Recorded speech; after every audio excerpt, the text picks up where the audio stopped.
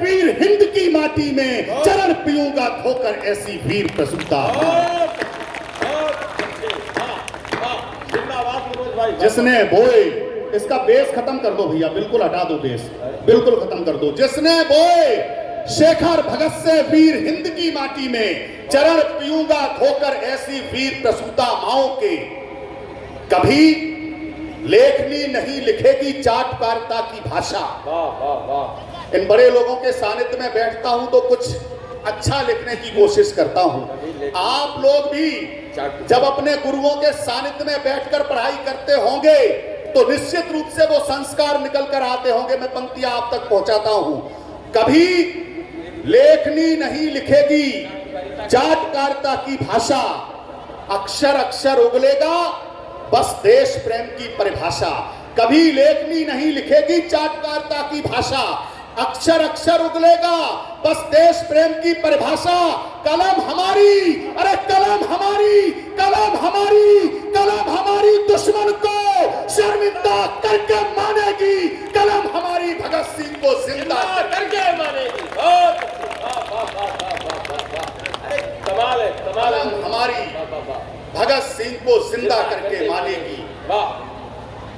गीत सदा ही गाऊंगा मैं वीरों की परिपाटी के, जिंदाबाद। गीत सदा ही गाऊंगा मैं वीरों की परिपाटी के, शेरों की अमर शहादत के और भारत की माटी के। कलम हमारी जब लिखेगी बस शराब उठाएगी, कविता जब जब बोलेगी तो इनकलाब ले आएगी। बहुत अच्छा, बहुत। ये नौजवान पीढ़ी बैठी है, निश्चित रूप से कहीं ना कहीं नौजवान पीढ़ी पर आरोप जरूर लगते हैं।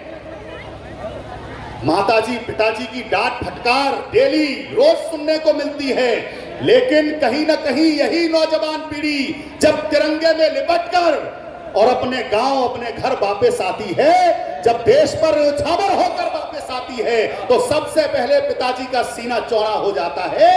आज मेरा बेटा मेरा लाल देश पर बलिहार होकर लौटा है। तो यही नौजवान पीढ़ी, फिर पंक्तियां आप तक पहुंचाता हूं। दुश्मनों के सीने पर टापों के निशान लिख देगी। जीना अपने आप को बच्चों, दुश्मनों के सीने पर टापों के निशान लिख देगी।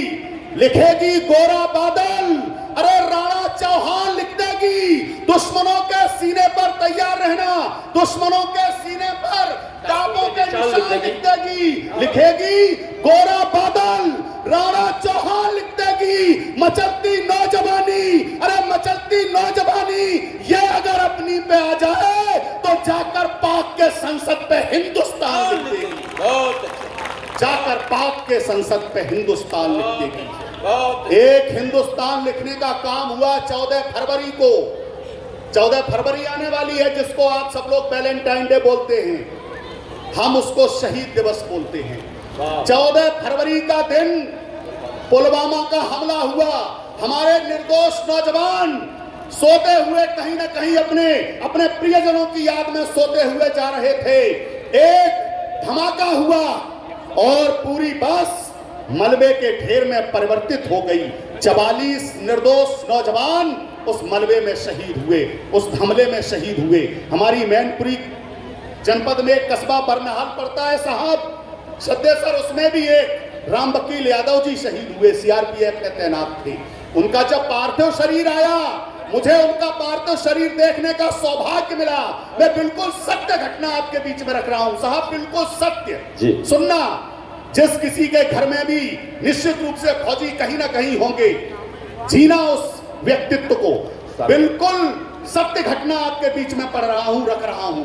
उनका पार्थिव शरीर आया, उनके पार्थिव शरीर को देखने का मुझे सौभाग्य प्राप्त हुआ। हजारों की भीड़ को चीरता हुआ जब मैं उनकी तरफ गया, पेटी में रखा हुआ उनका पार्थिव शरीर, पेटी खोली गई, तिरंगा हटाया गया। सब लोग लायल थे कि 7-6 फीट के राम वकील जी जब सेना में गए थे, आज देश पर बलिहार होकर लौटे हैं, कैसे दिखते होंगे। पेटी खोली गई, तिरंगा हटाया गया और देखकर द्रवित हो गई आंखें वो दृश्य। 6 फीट के राम वकील जी 150-200 ग्राम मांस के लोथड़े में लौटे।